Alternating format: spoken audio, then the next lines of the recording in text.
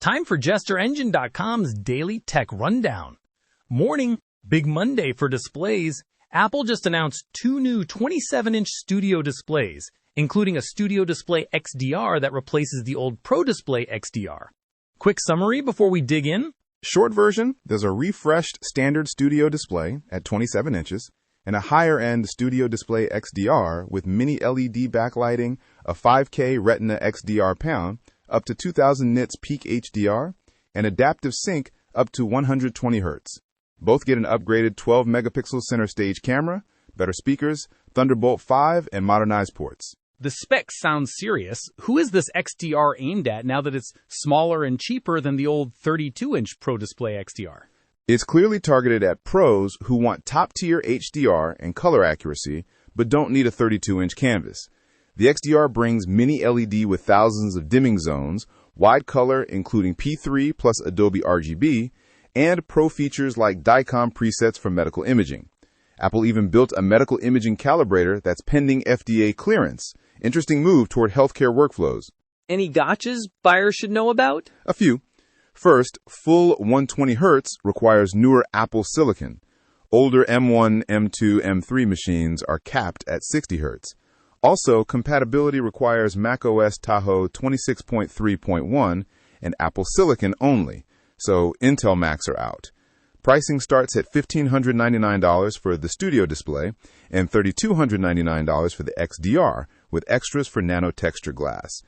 Apple discontinued the 32-inch Pro Display XDR and the $999 Pro stand, positioning the XDR as the new Pro offering. Sounds like a sensible consolidation. Environmentally, any notes? Yep.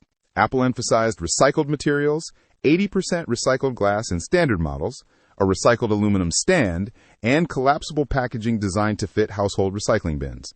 Not revolutionary, but a nice touch. Great. Let's move on. Switching gears to Google, their Home app now has a Gemini-powered Live Search for cameras, and the March Pixel drop brought a stack of new AI features to Pixels. Can you break that down for us? Sure. Live Search lets you ask Gemini what your cameras are seeing in real time. Questions like, is there a car in the driveway? Or, is the package still on the porch? It's built into Gemini for Home and is rolling out to Google Home Premium Advanced subscribers. Wait, this is behind a paywall? Yes. Live Search and some advanced features are limited to the $20 per month or $200 per year Premium Advanced tier. Google is iterating from real-world testing since Gemini for Home launched in early access, improving model accuracy and voice behavior. And the Pixel Drop editions?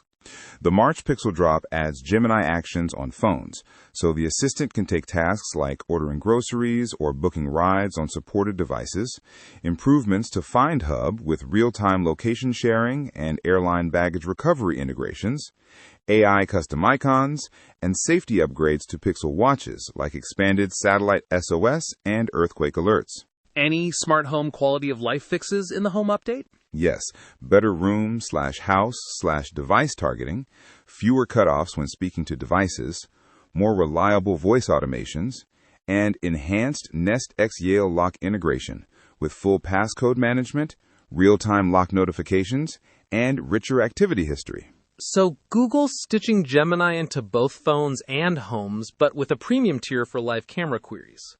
Privacy concerns to watch for? Definitely. Live camera descriptions are powerful, so customers should check recording, sharing, and retention settings. Google will need transparent controls and strong opt-in defaults to keep trust. Good point. Ready for our last item? Finally, Apple briefly leaked a name and some specs on its site, the MacBook Neo. What leaked and how solid does it look? The leak was a regulatory listing that showed MacBook Neo, model A3404, before being removed.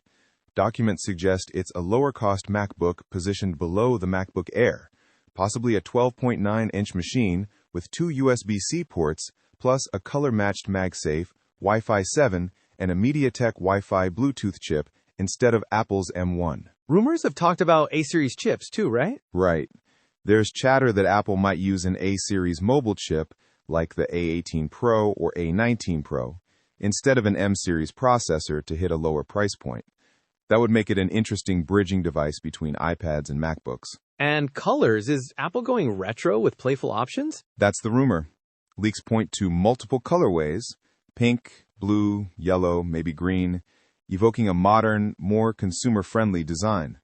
Price estimates floating around are roughly $599 to $799, which would make this a direct challenge to inexpensive Windows laptops and Chromebooks. When do we get official details? Apple is expected to announce it during its March 4 gatherings. There won't be a live stream. Expect details posted to Apple's newsroom and hands-on coverage from the in-person events. Nicely done. That's our roundup. Displays and pro imaging, Gemini in the home and on the phone, and a potentially adorable budget Mac. Thanks for walking us through it. Always. Tune in tomorrow when we argue about whether 120 Hz is worth the premium. Spoiler, it usually is. The preceding audio summary was created at jesterengine.com, where you can find and verify the original sources.